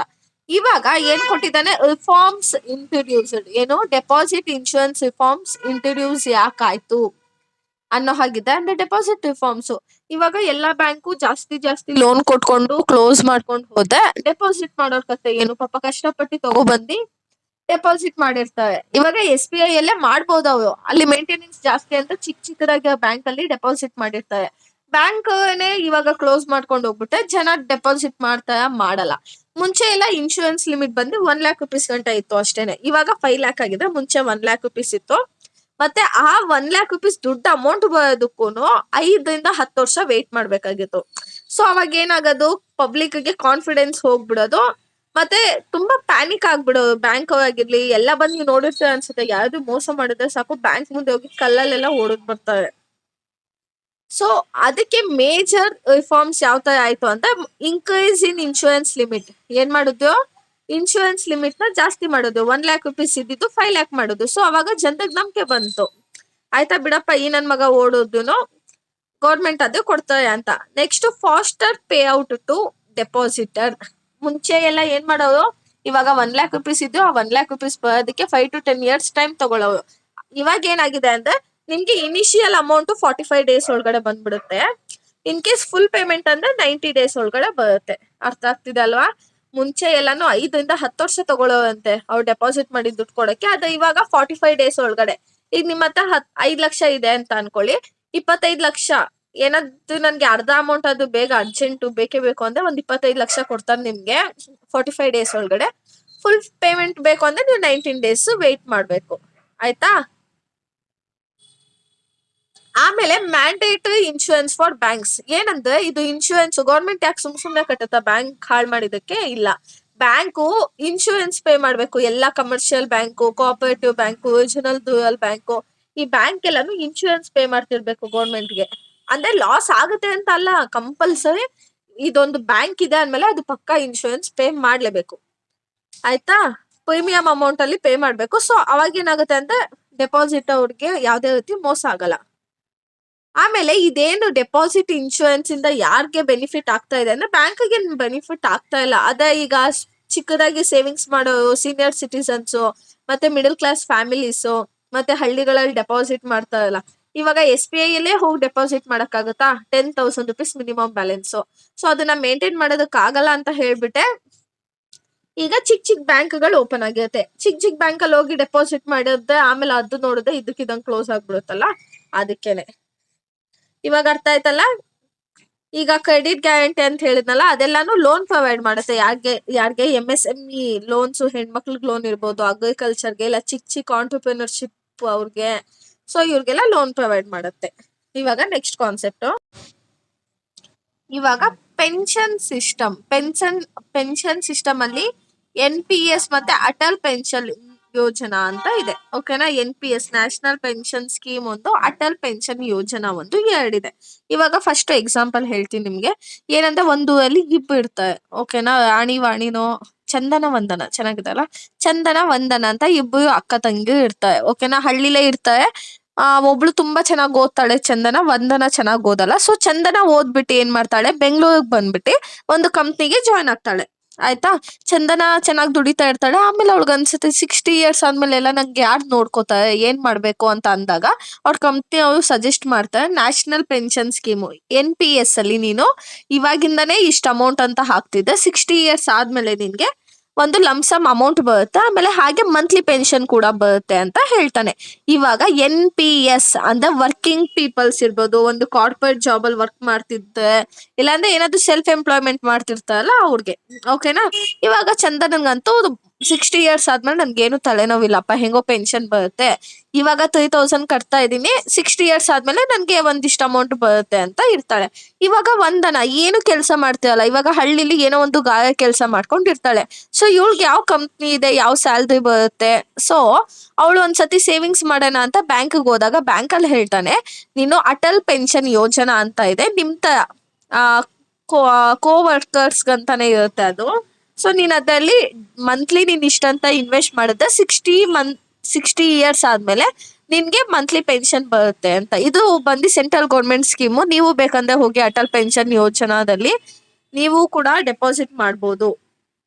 ಡೈಲಿ ವೇಜಸ್ ಅಂತವ್ರಿಗೆ ಮಾಡೋದು. ಇನ್ ಕೇಸ್ ನಿಮ್ದು ಏನಾದ್ರು PF ಪೆನ್ಷನ್ ಕಟ್ ಆಗ್ತಾ ಇದೆ, ಅಟಲ್ ಪೆನ್ಷನ್ ಯೋಜನಾದಲ್ಲಿ ನೀವು ಅಪ್ಲೈ ಮಾಡೋದಕ್ಕಾಗಲ್ಲ. ಏನಂದ್ರೆ ಇವಾಗ ನಿಮ್ಗೆ 25 ಇಯರ್ಸ್ ಅಲ್ವಾ, 25 ಇಯರ್ಸ್ಗೆ ಒಂದು ಅಮೌಂಟ್ ಪೇ ಮಾಡೋದು, 26 ಇಯರ್ಸ್ ಆದ್ಮೇಲೆ ಒಂದು ಅಮೌಂಟ್, 27 ಇಯರ್ಸ್ಗೆ 100 ರುಪೀಸ್ ಜಾಸ್ತಿ ಆಗುತ್ತೆ. ಸೊ ಇದೇ ತರ ಪೇ ಮಾಡೋದು. 60 ಇಯರ್ಸ್ ಆದ್ಮೇಲೆ ನಿಮ್ಗೆ 60 ಇಯರ್ಸ್ ಆದ್ಮೇಲೆ 3,000 ಬೇಕಾ, 5,000 ಬೇಕಾ, ಅದನ್ನ ನೀವೇ ಸೆಲೆಕ್ಟ್ ಮಾಡ್ಕೋಬೇಕು. ಆಯ್ತಾ? ಸೊ ಆಮೇಲೆ ಬ್ಯಾಂಕ್ ಅವ್ನು ಏನ್ ಹೇಳ್ತಾನೆ, ಓಕೆ ನಿಂಗೆ 60 ಇಯರ್ಸ್ ಆದ್ಮೇಲೆ ಪೆನ್ಷನ್ ಬರುತ್ತೆ ಅಂತ. ಇವಾಗ ಚಂದನನ್ಗೂ 60 ಇಯರ್ಸ್ ಆಯ್ತು, ವಂದನನ್ಗೂ 60 ಇಯರ್ಸ್ ಆಯ್ತು. ಆಮೇಲೆ ಇಬ್ರು ಹಳ್ಳಿಲಿ ಮೀಟ್ ಆಗ್ತಾರೆ. ಅವಾಗ ಚಂದನ ಹೇಳ್ತಾಳೆ, ಹೇಗೋ ನನ್ಗೆ ಪೆನ್ಷನ್ ಇದೆಯಪ್ಪ NPS, ನನ್ಗೆ ಮಂತ್ಲಿ 3,000 ಬರುತ್ತೆ, ನಮ್ ಕಂಪ್ನಿಲಿ 3,000 ಕಟ್ತಾ ಇದೆ, ಇವಾಗ ನನ್ಗೆ 3,000 ಪೆನ್ಷನ್ ಬರುತ್ತೆ ಅಂತ. ಅದೇ ವಂದನ ಕೂಡ ಹೇಳ್ತಾಳೆ, ಹೌದು ನಾನು ಕೂಡ ಅಟಲ್ ಪೆನ್ಷನ್ ಯೋಜನಾ ಸ್ಕೀಮ್ ಅಲ್ಲಿ ಅಪ್ಲೈ ಮಾಡಿದ್ದೆ, ಇವಾಗ ನನ್ಗೂ ಪೆನ್ಷನ್ ಬರ್ತಾ ಇದೆ ಅಂತ. ಅರ್ಥ ಆಯ್ತಲ್ವಾ? ಏನೋ ಅದು ಪ್ರೈವೇಟ್ ಕಂಪ್ನಿಲಿ ವರ್ಕ್ ಮಾಡೋರ್ಗೆ NPS, ನಾರ್ಮಲ್ ಆಗಿ ಡೈಲಿ ವೇಜಸ್ ಮಾಡೋರ್ಗೆ ಅಟಲ್ ಪೆನ್ಷನ್ ಯೋಜನಾ ಲಾಂಚ್ ಮಾಡಿದ್ದು. ಈಗ ಪೆನ್ಷನ್ ಸಿಸ್ಟಮ್ ಅಂದ್ರೆ ಏನು ಅಂತ ನೋಡೋಣ. A pension system helps A person get regular income after retirement when they stop earning. ಇವಾಗ ಅರ್ನಿಂಗ್ ಮಾಡ್ತಾರೆ, 60 ಇಯರ್ಸ್ ಗಂಟೆ ಕೆಲಸ ಮಾಡ್ತಾರೆ, ಆಮೇಲೆ ಎಲ್ಲ ನಿಮ್ ಬಾಡಿ ಸಪೋರ್ಟ್ ಮಾಡಲ್ಲ. ಸೊ ಆಫ್ಟರ್ ರಿಟೈರ್ಮೆಂಟ್ ನಿಮ್ಗೆ ಸ್ವಲ್ಪ ದುಡ್ಡು ಬೇಕಲ್ಲ ಮೆಡಿಸಿನ್ ಖರ್ಚಿಗೆ, ಸೊ ಅದಕ್ಕೆ ಅಂತಾನೆ ಈ ಪೆನ್ಷನ್ ಸ್ಕೀಮ್ ನ ತಗೊಬಂದಿದ್ದು. ಏನಂದ್ರೆ ಇವಾಗ ನೀವು ಸ್ಮಾಲ್ ಅಮೌಂಟ್ ನ ಇನ್ವೆಸ್ಟ್ ಮಾಡ್ತಿರ್ತೀರ, 60 ಇಯರ್ಸ್ ಆದ್ಮೇಲೆ ನಿಮ್ಗೆ ಮಂತ್ಲಿ ಅದು ಬರುತ್ತೆ. ಈಗ ನ್ಯಾಷನಲ್ ಪೆನ್ಷನ್ ಸಿಸ್ಟಮ್ ಅಂತ ಏನು ಅಂತ ನೋಡೋಣ. National pension system is a government backed retirement saving scheme where your investment regularly money is invested in equities and bonds, you get pension after retirement. ಏನೋ ನಿಮ್ ದುಡ್ಡನ್ನ ಏನ್ ಮಾಡ್ತೀರ, ಕಂಪ್ನಿ ಕೊಡ್ತೀರಲ್ವಾ, ಕಂಪ್ನಿ ತಗೊಂಡ್ ಹೋಗ್ಬಿಟ್ಟು ಯಾವ್ದೋ ಒಂದು ಈಕ್ವಿಟೀಸ್ಗೋ ಬಾಂಡ್ಸ್ಗೋ ಇನ್ವೆಸ್ಟ್ ಮಾಡುತ್ತೆ, ಆಮೇಲೆ ಅದರಿಂದ ಬರೋ ಇಂಟ್ರೆಸ್ಟ್ ನ ನಿಮ್ಗೂ ಕೊಡ್ತಾರೆ, ಇಷ್ಟ ಅಮೌಂಟ್ ಅಂತ, ಇಷ್ಟ ಪರ್ಸೆಂಟ್ ಕೊಟ್ಮೇಲೆ ನಿಮ್ಗೆ ಪೆನ್ಷನ್ ಅನ್ನ ನೀವು ರಿಸೀವ್ ಮಾಡ್ತೀರ. ಇದನ್ನ ಯಾರೆಲ್ಲ ಜಾಯ್ನ್ ಆಗ್ಬೋದು ಅಂತ ಅಂದ್ರೆ 18 to 17 ಇಯರ್ಸ್, ಒಂದು ಸ್ಯಾಲ್ರಿಡ್ ಪರ್ಸನ್ ಆಗಿರ್ಬೇಕು, ಇಲ್ಲ ಸೆಲ್ಫ್ ಎಂಪ್ಲಾಯ್ಮೆಂಟ್ ಮಾಡ್ತಿರ್ಬೇಕು. ಇದನ್ನ ಹೇಗಪ್ಪ ಅಪ್ಲೈ ಮಾಡೋದು ಅಂದ್ರೆ, ಫಸ್ಟ್ ನೀವು NPS ಅಕೌಂಟ್ ನ ಓಪನ್ ಮಾಡ್ಬೇಕು, ಆಮೇಲೆ ಮಂತ್ಲಿ ಇಲ್ಲಾಂದ್ರೆ ಇಯರ್ಲಿ, ಇವಾಗ ನಂಗೆ ತಿಂಗಳಿಗೆ 3,000 ಕಟ್ತೀರಾ ಇಲ್ಲ ವರ್ಷಕ್ಕೊಂದ್ಸತಿ ಕಟ್ತೀರಾ, ಅದನ್ನ ನೀವೇ ಡಿಸೈಡ್ ಮಾಡ್ಕೋಬೇಕು. ಆಮೇಲೆ ನೀವೇನ್ ಅಮೌಂಟ್ ನ ಇನ್ವೆಸ್ಟ್ ಮಾಡಿರ್ತೀರ ಅಲ್ವಾ, ಆ ಅಮೌಂಟ್ ಮಾರ್ಕೆಟ್ ಸ್ಟಾಕ್ ಮೇಲೆ ಲಿಂಕ್ ಆಗಿರುತ್ತೆ. ಸೊ ಅದಾದ್ಮೇಲೆ ನಿಮ್ಗೆ 60 ಇಯರ್ಸ್ ರಿಟೈರ್ಮೆಂಟ್ ಆಗಂಟ ಅವ್ರು ದುಡ್ಡು ಕೊಡಲ್ಲ. ಆದ್ಮೇಲೆ ನಿಮ್ಗೆ ಏನಿದೆಯೋ ಪೆನ್ಷನ್ ರಿಟೈರ್ಮೆಂಟ್ ಆದ್ಮೇಲೆ ಕೊಡ್ತಾರೆ 60% ಅಷ್ಟು. ಇವಾಗ ನಿಮ್ಮ ಹತ್ರ 1 ಲಕ್ಷ 10 ಲಕ್ಷ ಇದೆ ಅಂತ ಅನ್ಕೊಳ್ಳಿ, ನಿಮ್ಗೆ 6 ಲಕ್ಷ ಅಮೌಂಟ್ ಕೊಟ್ಬಿಡ್ತಾರೆ ಒನ್ ಟೇಕ್ ಅಲ್ಲೇ. ಆಮೇಲೆ ಇನ್ನ ಮಿಕ್ಕಿದ್ 4 ಲಕ್ಷನ ತಿಂಗಳು ಇಷ್ಟಿಷ್ಟು ಅಮೌಂಟ್ ಅಂತ ಕಟ್ಕೊಂಡು ಹೋಗ್ತಾರೆ. ಅರ್ಥ ಆಯ್ತಲ್ವಾ? NPS ಅಂದ್ರೆ ಇವಾಗ ನಿಮ್ಮ ಅಪ್ಪ ಅಮ್ಮಂದು ಪೆನ್ಷನ್, PF ಪೆನ್ಷನ್ ಇರುತ್ತಲ್ಲ, ಅದು ಅದೇ ತರ. ಇವಾಗ ಯಾವ್ದು ನ್ಯಾಷನಲ್ ಪೆನ್ಷನ್ ಅರ್ಥ ಆಯ್ತಲ್ಲ. ಈಗ ಅಟಲ್ ಪೆನ್ಷನ್ ಯೋಜನಾ ನೋಡೋಣ. Atal pension Yojana is a government pension scheme for poor and unorganised workers. ಯಾರಿಗಿದು ಮಾಡಿರೋದು? ಬಡವ್ರಿಗೆ ಮತ್ತೆ ಅನ್ಆರ್ಗನೈಸ್ ಸೆಕ್ಟರ್ಸ್ ಅಲ್ಲಿ ವರ್ಕ್ ಮಾಡೋರ್ಗೆ. ಅಂದ್ರೆ ಇವಾಗ ಕೂಲಿ ಕೆಲಸ ಮಾಡೋದು, ಗಾಯ ಕೆಲಸ ಮಾಡೋದು, ಆಮೇಲೆ ತರಕಾರಿ ಮಾಡೋದು, ಪೈಂಟ್ ಕೆಲಸ ಮಾಡೋದು, ತುಂಬಾ ಕೆಲಸ ಬರುತ್ತಲ್ಲ. ಸೊ ಅವೆಲ್ಲ ಇದನ್ನ ಮಾಡ್ಕೋಬಹುದು. ಅಂದ್ರೆ ಯಾವ ತರ ಅಂದ್ರೆ ಪೆನ್ಷನ್ ಅಮೌಂಟ್ ನ ನೀವೇ ಸೆಲೆಕ್ಟ್ ಮಾಡ್ಕೋಬೇಕು. ಅಂದ್ರೆ 60 ಇಯರ್ಸ್ ಆದ್ಮೇಲೆ ನಂಗೆ 1000 ರುಪೀಸ್ ಬೇಕಾ, 2000 ಬೇಕಾ, 3000 5000. ಸೊ ಆ ತರ ಸೆಲೆಕ್ಟ್ ಮಾಡಿ ನೀವ್ ಇವಾಗ್ಲಿಂದಾನೇ ಇಷ್ಟಿಷ್ಟ ಅಮೌಂಟ್ ಅಂತ ಹೇಳಿ ಕೂಡಿಡೋದು. ಓಕೆನಾ? ಕಾಂಟ್ರಿಬ್ಯೂಷನ್ ಯಾವ್ದ್ರ ಮೇಲೆ ಡಿಪೆಂಡ್ ಆಗುತ್ತೆ ಅಂದ್ರೆ, ಮತ್ತೆ ನಿಮ್ಗೆ ಈಗ ಅಮೌಂಟ್ ರಿಟರ್ನ್ ಬರುತ್ತಲ್ಲ, ಅದು ಯಾವ್ದ್ರ ಮೇಲೆ ಡಿಪೆಂಡ್ ಆಗುತ್ತೆ ಅಂದ್ರೆ ನೀವ್ ಯಾವ ಏಜ್ ಅಲ್ಲಿ ಜಾಯ್ನ್ ಆಗಿದ್ದೀರಾ ಮತ್ತೆ ಯಾವ ತರ ಪೆನ್ಷನ್. ಇವಾಗ ನಾನು 5000 ರುಪೀಸ್ ನನ್ಗೆ 60 ಇಯರ್ಸ್ ಆದ್ಮೇಲೆ ಬೇಕು ಅಂತ ನಾನು ಇವತ್ತಿಂದ ಜಾಸ್ತಿ ಡೆಪಾಸಿಟ್ ಮಾಡ್ಬೇಕು ಅಲ್ವಾ? ಇಲ್ಲಾಂದ್ರೆ ಸುಮ್ನೆ ಕೊಡ್ತಾನೆ, ಮಕ್ಕದ ಮೇಲೆ ಹೊಡೆದು ಕಳಿಸ್ತಾರೆ. ಆಯ್ತಾ? ಆಮೇಲೆ ಏನಾದ್ರು ಇನ್ ಕೇಸ್ ನಿಮ್ಮ ಡೆತ್ ಆದ್ರೆ ಅದು ನಿಮ್ಮ ಹೆಂಡತಿಗೋ ಗಂಡನ್ಗೋ ಹೋಗುತ್ತೆ. ಇನ್ ಕೇಸ್ ಅವರು ಸತ್ತೋದ್ರೆ ಅದನ್ನ ನಿಮ್ ಮಕ್ಳಿಗೆ ಹೋಗುತ್ತೆ. ಅರ್ಥ ಆಯ್ತಲ್ಲ ಪೆನ್ಷನ್ ಸ್ಕೀಮ್ ಅಂತ. ಇವಾಗ next LIC IPO and disinvestment policy. LIC IPO ಅಂದ್ರೆ ಇನಿಷಿಯಲ್ ಪಬ್ಲಿಕ್ ಆಫರಿಂಗ್ ಅಂತ. ಪಬ್ಲಿಕ್ ಆಫರಿಂಗ್ ಏನು? LIC ನ ಏನ್ ಮಾಡ್ತಿದ್ದಾರೆ? ಇನಿಷಿಯಲ್ ಆಗಿ ಪಬ್ಲಿಕ್ ಗೆ ಆಫರ್ ಮಾಡ್ತಾ ಇದ್ದಾರೆ ಅಂತ ಅರ್ಥ. ಏನಂದ್ರೆ LIC ನಿಮಗ್ ಗೊತ್ತಿದಂಗೆ 100% ಗವರ್ನಮೆಂಟ್ ಓನರ್ಡ್ ಕಂಪನಿ ಆಗಿತ್ತು. ಆಯ್ತಾ? ಏನಾಯ್ತು? 2022 ನಲ್ಲಿ ಗೌರ್ಮೆಂಟ್ ಏನ್ ಮಾಡ್ತು? ಪಾರ್ಟ್ ಆಫ್ LIC ನ ಸೇಲ್ ಮಾಡ್ತು. ಯಾರಿಗೆ ಸೇಲ್ ಮಾಡ್ತು? ಇನಿಷಿಯಲ್ ಪಬ್ಲಿಕ್ ಗೆ ಆಫರ್ ಮಾಡ್ತು ಅದನ್ನ. ಅವಾಗ ಏನಾಯ್ತಂದ್ರೆ LIC ನ ನ್ಯಾಷನಲ್ ಸ್ಟಾಕ್ ಎಕ್ಸ್ಚೇಂಜ್ ಮತ್ತೆ ಬಾಂಬೆ ಸ್ಟಾಕ್ ಎಕ್ಸ್ಚೇಂಜ್ ಒಳಗಡೆ ಲಿಸ್ಟ್ ಮಾಡಿದ್ದು. ಆದ್ರೂ ಗವರ್ನಮೆಂಟ್ ಗೆ 96% ಅಷ್ಟು LIC ಮೇಲೆ ಕಂಟ್ರೋಲ್ ಇದೆ. ಅರ್ಥ ಆಗ್ತಿತ್ತಾ? 100% ಅಷ್ಟು LIC ಗವರ್ನಮೆಂಟ್ ಓನರ್ಡ್ ಕಂಪನಿ ಆಗಿತ್ತು. ಆಯ್ತಾ? ಇವಾಗ ಗೌರ್ಮೆಂಟ್ ಗೆ ದುಡ್ಡು ಬೇಕು. ಒಂದು ರೋಡ್ ಕನ್ಸ್ಟ್ರಕ್ಟ್ ಮಾಡೋದಕ್ಕೋ, ಇನ್ನೊಂದು ಬ್ರಿಡ್ಜ್ ಕಟ್ಟಕ್ಕೋ ದುಡ್ಡು ಬೇಕು. ಅವಾಗ ದುಡ್ಡು ಬೇಕಂದಾಗೆಲ್ಲ ಗೌರ್ಮೆಂಟ್ ಏನ್ ಮಾಡುತ್ತೆ? ಟ್ಯಾಕ್ಸ್ ನ ಜಾಸ್ತಿ ಮಾಡುತ್ತಲ್ವಾ? ಬಟ್ 2022 ನಲ್ಲಿ ಆತರ ಯಾವ್ದು ಆಪ್ಷನ್ಸ್ ಇರ್ಲಿಲ್ಲ. ಅವಾಗ ಏನ್ ಮಾಡ್ತು? LIC ನಲ್ಲಿ ಪಾರ್ಟ್ ಆಫ್ LIC, ಓಕೆನಾ, ಏನೋ ಒಂದು ಚಿಕ್ಕ ಪಾರ್ಟ್ ನ ಏನ್ ಮಾಡ್ತು? ಶೇರ್ಸ್ ತರ 100% ಶೇರ್ಸ್ ಕೂಡ ಗವರ್ನಮೆಂಟ್ ಓನ್ ಮಾಡಿತ್ತು. ಅದ್ರಲ್ಲಿ ಕೆಲವೊಂದು ಎಷ್ಟು 4% ಶೇರ್ ನ ಏನ್ ಮಾಡ್ತು? ಪಬ್ಲಿಕ್ ಆಫರ್ ಮಾಡ್ತು. ಇವಾಗ ನೀವು ಅಷ್ಟೇ ಬೇಕಂದ್ರೆ LIC ಶೇರ್ಸ್ ನ ಹೋಗಿ ಪರ್ಚೇಸ್ ಮಾಡ್ಬೋದು. ಆಯ್ತಾ? ಆ ತರ ಆಫರ್ ಮಾಡ್ತು. ಅದನ್ನ ನಾವೇನಂತ ಹೇಳ್ತೀವಿ? LIC IPO ಅಂತ ಹೇಳ್ತೀವಿ. ಏನು? Initial public offer. LIC ನ ಏನ್ ಮಾಡೋದು? ಇನಿಷಿಯಲ್ ಆಗಿ ಪಬ್ಲಿಕ್ ಆಫರ್ ಮಾಡೋದು. ನಮ್ ಶೇರ್ಸ್ ನ ನೀವ್ ಯಾರಾದ್ರೂ ಪರ್ಚೇಸ್ ಮಾಡಿ ಅಂತ. ಆಯ್ತಾ?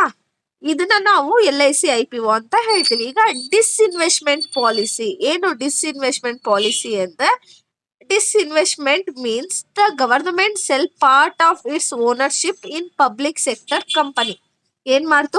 ಪಾರ್ಟ್ ಆಫ್ ಇಟ್ಸ್ ಓನರ್ಶಿಪ್ ನ ಪಬ್ಲಿಕ್ ಸೆಕ್ಟರ್ ಕಂಪನಿಗೆ ಸೇಲ್ ಮಾಡ್ತು. ಅರ್ಥ ಆಯ್ತಾ? ಯಾಕೆ ಸೇಲ್ ಮಾಡ್ತು? ಇಲ್ಲೂ ಹಾಗೇನೆ. ಏನು? ಗೌರ್ಮೆಂಟ್ ಹತ್ರ ದುಡ್ಡು ಇರ್ಲಿಲ್ಲ, ಟ್ಯಾಕ್ಸ್ ನ ರೈಸ್ ಮಾಡೋದಕ್ಕಾಗಲ್ಲ ಸುಮ್ನೆ. ಅದಕ್ಕೆ ಏನ್ ಮಾಡ್ತು? ಅದ್ರ ಇದ್ದಿದ್ದು ಶೇರ್ಸ್ ನ ಸೇಲ್ ಮಾಡ್ತು. ಆಯ್ತಾ? ಫಂಡ್ ಬೇಕಲ್ವಾ ಗವರ್ನಮೆಂಟ್ ಗೆ. ಸೊ ಅದಕ್ಕೆ ಏನ್ ಮಾಡ್ತು? ಸೇಲ್ ಮಾಡ್ತು. ಸೊ ಇವಾಗ ಇದೆರಡು ಅರ್ಥ ಆಯ್ತಲ್ವಾ? LIC IOP is A part of government disinvestment policy. Government sold A small stake but retain controlled. ಅಂದ್ರೆ ಇವಾಗ 100% ಅಲ್ಲಿ 51% ಗಂಟ ಗವರ್ನಮೆಂಟ್ ಕಂಟ್ರೋಲ್ ಇರುತ್ತೆ. ಇನ್ ಕೇಸ್ ನೀವು ಪರ್ಚೇಸ್ ಮಾಡುತ್ತೆ, ಅದೇ ಗವರ್ಮೆಂಟ್ ಏನ್ ಮಾಡ್ತಿದೆ? 4% ಅಷ್ಟು ನಿಮ್ಗೆ ಸೇಲ್ ಮಾಡಿ ಮಿಕ್ಕಿದ್ದು 96% ಅಷ್ಟು ಗವರ್ನಮೆಂಟ್ ಕಂಟ್ರೋಲ್ ಅಲ್ಲೇ ಇರೋದು. ಓಕೆನಾ? ಇವಾಗ ನೆಕ್ಸ್ಟ್, ಇವಾಗ IRDAI ಭೀಮಸುಗಮ್ ಅಂದ್ರೆ ಇವಾಗ ಇನ್ಶೂರೆನ್ಸ್ ಕಂಪನಿ ಅವರು ಭೀಮಸುಗಮ್ ಅನ್ನೋದನ್ನ ಲಾಂಚ್ ಮಾಡಿದ್ದಾರೆ. ಯಾಕೆ ಲಾಂಚ್ ಮಾಡಿದ್ದಾರೆ ಅಂದ್ರೆ, ಇವಾಗ ನೀವೊಂದು ಇನ್ಶೂರೆನ್ಸ್ ಮಾಡಿಸ್ಬೇಕಂದ್ರೆ ಏನ್ ಮಾಡ್ಬೇಕಾಗಿತ್ತು? ಮುಂಚೆ ಒಂದ್ ಹಿಡಿಬೇಕಾಗಿತ್ತು, ಏಜೆಂಟ್ ನ ಹಿಡಿಬೇಕಾಗಿತ್ತು, ಅವ್ರ ಕಮಿಷನ್ ಕೊಡೋದು. ಸೊ ಇದೆಲ್ಲ ಸರ್ಕಸ್ ಮಾಡ್ಬೇಕಾಗಿತ್ತು. ಬಟ್ ಇವಾಗ ಏನಾಗಿದೆ, ಭೀಮ ಸುಗಮ್ ಅನ್ನೋದು ಒಂದು ವೆಬ್ಸೈಟ್ ನ ಲಾಂಚ್ ಮಾಡಿದ್ದಾರೆ. ಸೊ ಅದ್ರಲ್ಲೇ ನೀವು ಡಿಜಿಟಲ್ ಪ್ಲಾಟ್ಫಾರ್ಮ್, ಅದೊಂದು ಡಿಜಿಟಲ್ ಇನ್ಶೂರೆನ್ಸ್ ಪ್ಲಾಟ್ಫಾರ್ಮ್. ಅದ್ರಲ್ಲಿ ನೀವ್ ಏನಂತ ಆರಾಮಾಗಿ ಒಂದು ಇನ್ಶೂರೆನ್ಸ್ ನ ನೀವು ಓಪನ್ ಮಾಡ್ಬೋದು. ಯಾವ ತರ ಇನ್ಶೂರೆನ್ಸ್ ನ ಬೇಕಾದ್ರೂ ನೀವು ಮಾಡಿಸ್ಬೋದು. ಹೆಲ್ತ್ ಇನ್ಶೂರೆನ್ಸ್ ಇರ್ಬೋದು, ಯಾವ ಜನರಲ್ ಇನ್ಶೂರೆನ್ಸ್, ಯಾವ ತರ ಇನ್ಶೂರೆನ್ಸ್ ಬೇಕಾದ್ರೂ ಮಾಡಿಸ್ಬೋದು. ಮತ್ತೆ ಕಂಪೇರ್ ಮಾಡ್ಬೋದು ಈಸಿಯಾಗಿ. ಇವಾಗ ಇವರು ಇಷ್ಟ ಅಮೌಂಟ್ ಕೊಡ್ತಿದ್ದಾರೆ ಅಂದ್ರೆ, ಇವಾಗ ನಾನು ಎಷ್ಟು ಇನ್ವೆಸ್ಟ್ ಮಾಡ್ಬೇಕು, 25 years ಆದ್ಮೇಲೆ ನಂಗೆ ಎಷ್ಟು ಅಮೌಂಟ್ ಬರುತ್ತೆ, ಎಷ್ಟು ಪರ್ಸೆಂಟ್ ರಿಟರ್ನ್ಸ್ ಬೇಕು. ಸೊ ಎಲ್ಲದನ್ನು ನೀವು ಈಸಿಯಾಗಿ ಅಲ್ಲೇನೆ ಅದೊಂದು ಪೋರ್ಟಲ್ ಅಲ್ಲಿ ಹೋಗ್ಬಿಟ್ಟು ಆರಾಮ್ಸೆ ನೋಡ್ಕೊಂಡು ನೀವು ಕಂಪೇರ್ ಮಾಡ್ಬೋದು ಒಂದ್ ಇನ್ಶೂರೆನ್ಸ್ ನ ಇನ್ನೊಂದ್ರ ಜೊತೆ. ಈಗ life insurance, general insurance, health insurance, ಇದನ್ನೆಲ್ಲಾನು ನೀವು ಚೆಕ್ ಮಾಡ್ಬೋದು. ಆಯ್ತಾ? ಇವಾಗ ಏನು ಭೀಮ್ ಸುಗಮ್ ಅಂದ್ರೆ, ಭೀಮ್ ಸುಗಮ್ is a digital insurance platform introduced by IRDAI to make insurance service simple, transparent to all citizens. It acts as a one-stop portal where customers can buy, renewal and manage insurance policy online. ಏನಂದ್ರೆ ನೀವು insurance ನ ಅಲ್ಲೇ by ಮಾಡ್ಬೋದು, renewal ಮಾಡ್ಕೋಬಹುದು. ಅಂದ್ರೆ ಎಲ್ಲ online, ಎಲ್ಲ digital ಅಲ್ಲೇನೆ ಮ್ಯಾನೇಜ್ ಮಾಡ್ಕೊಬಿಡ್ಬೋದು. ನೀವು ಯಾರಿಗೂ ಹೋಗ್ಬಿಟ್ಟು ಮಾಡ್ಕೊಡಿ ನೋಡ್ಕೊಡಿ ಅಂತ ಹೇಳೋ ಹಾಗಿಲ್ಲ. ಮೇನ್ ಇಂಟೆನ್ಷನ್ ಏನು ಭೀಮ್ ಸುಗಮ್ ಅಂದ್ರೆ, ಟು ಇನ್ಕ್ರೀಸ್ ಇನ್ಶೂರೆನ್ಸ್. ಏನ್ ಮಾಡ್ಬೇಕು, ಇನ್ಶೂರೆನ್ಸ್ ನ ನಮ್ ಇಂಡಿಯಾದಲ್ಲಿ ಜಾಸ್ತಿ ಮಾಡ್ಬೇಕು, ಮತ್ತೆ ಏಜೆಂಟ್ ಮೇಲೆ ಡಿಪೆಂಡ್ ಆಗೋದನ್ನ ಕಮ್ಮಿ ಮಾಡ್ಬೇಕು ಅನ್ನೋದೇ ಇವ್ರ ಮೇನ್ ಇಂಟೆನ್ಷನ್. ಆಮೇಲೆ ಇಲ್ಲೇನಾಗುತ್ತೆ ಪ್ಲಾಟ್ಫಾರ್ಮ್ ಅಲ್ಲಿ ಅಂದ್ರೆ, ಕಸ್ಟಮರ್ಸ್ ಆರಾಮ್ಸೆ ಕಂಪೇರ್ ಮಾಡ್ಬೋದು, ಡಿಫ್ರೆಂಟ್ ಇನ್ಶೂರೆನ್ಸ್ ನ ಕಂಪೇರ್ ಮಾಡ್ಬೋದು. ಈಗ insurance product, purchase policy, payment ಹೇಗ್ ಮಾಡೋದು, ಏನಾದ್ರು ನಿಮಗ್ ದುಡ್ಡು ಬೇಕಂದ್ರೆ ಹೇಗೆ ಕ್ಲೈಮ್ ಮಾಡ್ಕೊಳ್ಳೋದು, ಇದನ್ನೆಲ್ಲ ಈಸಿಯಾಗೆ ಮಾಡ್ಕೋಬಹುದು ಭೀಮ್ ಸುಗಮ್ ಅಲ್ಲಿ. ಮತ್ತೆ ಅದು ಯಾವ ಇನ್ಶೂರೆನ್ಸ್ ಕವರ್ ಮಾಡುತ್ತೆ ಅಂದ್ರೆ, life insurance, general insurance, health insurance. So ಇದೆಲ್ಲ ಕಂಪೇರ್ ಮಾಡುತ್ತೆ. ಸೊ ಇದರಿಂದ ಏನಾಗುತ್ತೆ, ನಿಮ್ಗೆ ಬೇಗ ಸೆಟಲ್ಮೆಂಟ್ ಆಗುತ್ತೆ, ಯಾವುದೇ ರೀತಿ ಪ್ರಾಬ್ಲಮ್ ಆಗದೆ ಬೇಗ ಸೆಟಲ್ಮೆಂಟ್ ಆಗುತ್ತೆ. ಮತ್ತೆ ಯಾವ ಪ್ರೋಸೆಸ್ ಅಲ್ಲಿ ಇದೆ ಅಂತ ಕೂಡ ನಿಮ್ಗೆ ಈಸಿಯಾಗಿ ಗೊತ್ತಾಗುತ್ತೆ. ಆಯ್ತಾ? This platform benefits not only customer but also insurer and agent by creating a common digital market place. It reduce ಮಾಡುತ್ತೆ ಪೇಪರ್ ವರ್ಕ್ ಇರ್ಬೋದು, ಮತ್ತೆ ಇಂಪ್ರೂವ್ ಟ್ರಾನ್ಸ್ಪರೆನ್ಸಿ. ನೀವು ಬೇಕಂದ್ರೆ ಹೋಗ್ಬಿಟ್ಟು ಗೂಗಲ್ ಅಲ್ಲಿ ಸರ್ಚ್ ಮಾಡಿ ಭೀಮ್ ಸುಗಮ್ ಅಂತ ಹೇಳಿ. ಸೊ ನಿಮ್ಗೆ ಅಲ್ಲಿ ತೋರ್ಸುತ್ತೆ, ಅದು ವೆಬ್ಸೈಟ್ ಒಳಗಡೆ ಹೋದ್ರೆ ನಿಮ್ಗೆ ಎಷ್ಟು ಇನ್ವೆಸ್ಟ್ ಮಾಡ್ಬೇಕು, ಎಷ್ಟು ವರ್ಷದೊಳಗಡೆ ರಿಟರ್ನ್ಸ್ ಬರುತ್ತೆ. ಮತ್ತೆ ನೀವೇ ಸೆಲೆಕ್ಟ್ ಮಾಡ್ಬೇಕು ಎಷ್ಟು ಪರ್ಸೆಂಟ್ ರಿಟರ್ನ್ಸ್ ಬೇಕು, 10%, 20% ರಿಟರ್ನ್ಸ್ ಬೇಕಾ. ಸೊ ಈಗ 20% ರಿಟರ್ನ್ಸ್ ಬೇಕು 60 years ಆದ್ಮೇಲೆ ಅಂದ್ರೆ, ನೀವು ಇವಾಗ ಯಾವ ಇನ್ಶೂರೆನ್ಸ್ ನ ಸೆಲೆಕ್ಟ್ ಮಾಡ್ಕೋಬೇಕು ಅನ್ನೋದು ಪ್ರತಿ ಒಂದು ಕೂಡ ಅಲ್ಲೇ ಕೊಟ್ಟಿದ್ದಾರೆ. ಏನ್ ಮಾಡಿದ್ದಾರೆ ಅಂದ್ರೆ, ಟೆಕ್ನಾಲಜಿನ ಯೂಸ್ ಮಾಡ್ಕೊಂಡು ಸರ್ವಿಸ್ ನ ಪ್ರೊವೈಡ್ ಮಾಡ್ತಿದ್ದಾರೆ. ಸೊ ಪ್ರೊವೈಡ್ ಮಾಡೋದ್ರಿಂದ ಏನಾಗುತ್ತೆ, ಕಸ್ಟಮರ್ಸ್ ಗೆಲ್ಲಾನು, ಪಾಲಿಸಿ ಹೋಲ್ಡರ್ಸ್ ಏನಾಗುತ್ತೆ, ಟ್ರಸ್ಟ್ ಬಿಲ್ಡ್ ಆಗುತ್ತೆ. ಸೊ ಇವ್ರದ್ದು ಮೇನ್ ಇಂಟೆನ್ಷನ್ ಅದು. ಓಕೆನಾ? ಈಗ ಯಾರು ಲಾಂಚ್ ಮಾಡಿರೋದು, IRDAI ಲಾಂಚ್ ಮಾಡಿರೋದು ಸಿಂಗಲ್ ಡಿಜಿಟಲ್ ಇನ್ಶೂರೆನ್ಸ್ ಪ್ಲಾಟ್ಫಾರ್ಮ್ ನ ಲಾಂಚ್ ಮಾಡಿದ್ದಾರೆ. ಓಕೆನಾ? ಇವಾಗ ನೆಕ್ಸ್ಟ್ ನೋಡೋಣ. ಇವಾಗ ಇದಿಷ್ಟೇ ಕಾನ್ಸೆಪ್ಟು. ವಿಡಿಯೋ ಇಷ್ಟ ಆದ ಲೈಕ್ ಮಾಡಿ, ಶೇರ್ ಮಾಡಿ. Keep watching guys. Thank you.